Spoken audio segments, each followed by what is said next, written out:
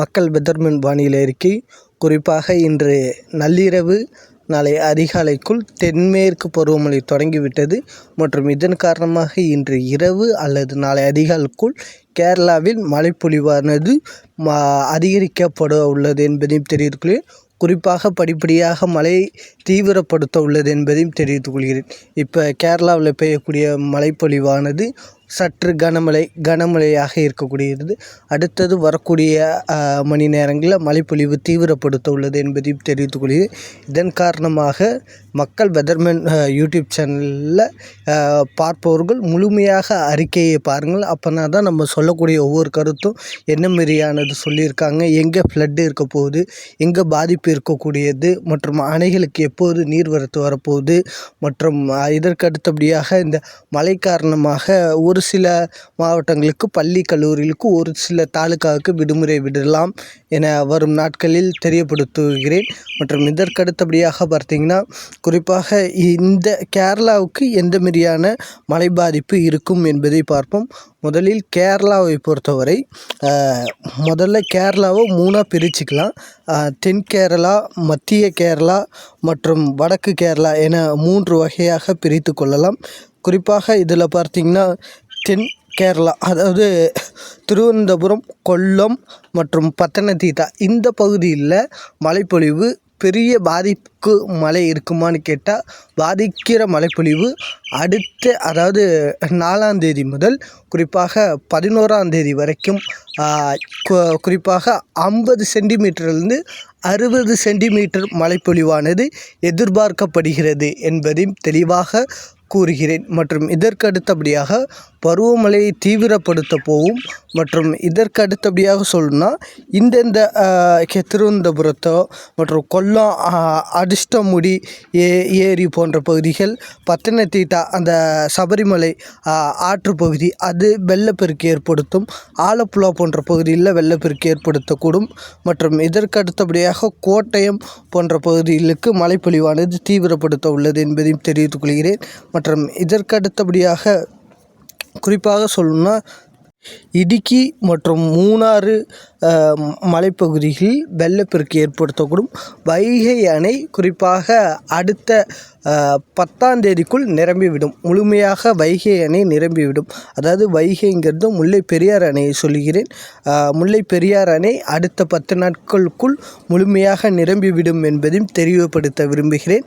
மற்றும் இதற்கு அடுத்தபடியாக மத்திய கேரளா குறிப்பாக எர்ணாகுளம் மற்றும் கொச்சி மற்றும் மடச்சேரி போன்ற பகுதிகள், திருச்சூர் சுற்றுவட்டார பகுதியில் பலத்த மழையானது இருக்கும்.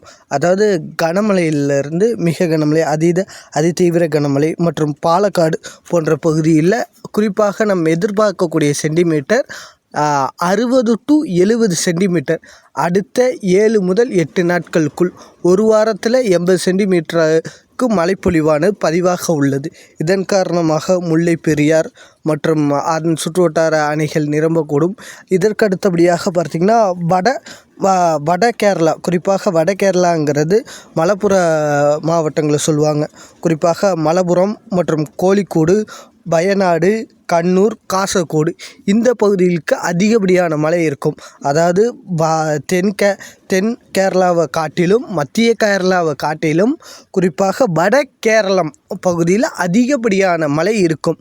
குறிப்பாக நம்மளுடைய எக்ஸ்பெக்ட் என்னென்னா குறிப்பாக 80லேருந்து 100 சென்டிமீட்டர் அளவுக்கு மழைப்பொழிவானது எதிர்பார்க்கப்படுகிறது அடுத்த குறிப்பாக 10 நாட்களுக்குள் என்பதையும் தெரிவித்துக்கொள்கிறேன். ஒரு நாளைக்கு 10 சென்டிமீட்டர் கூட மழைப்பொழிவு இருக்கலாம்.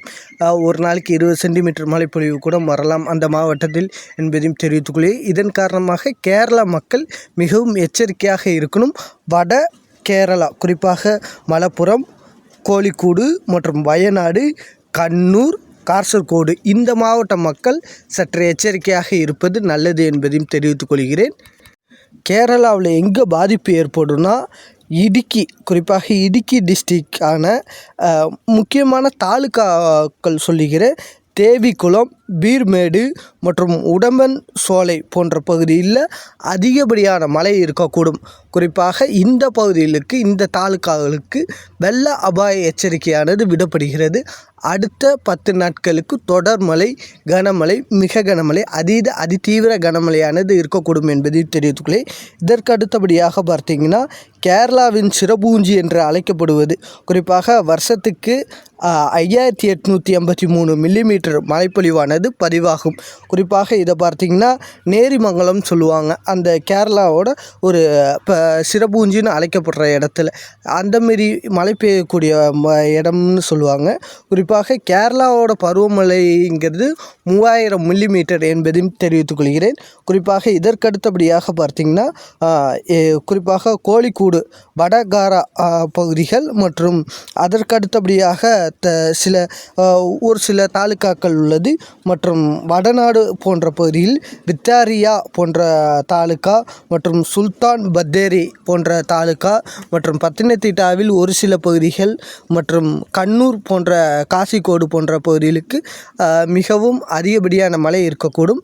குறிப்பாக முக்கியமாக இடுக்கி மாவட்டத்தில் உள்ள பெரியார் அணை, முல்லை பெரியார் அணை ஆசியாவின் மிக உயரமான ஆர்ச் வளைவுகளை கொண்டுள்ளது. ஆர்ச்சின்னா தெரியும் நம்மளுக்கு, முன்புற வசதி, அந்த கோபுரம் மீறி கொண்டு போகிற முன்னாடி ஆர்ச்சி பெரிய அளவு இருக்கக்கூடும்.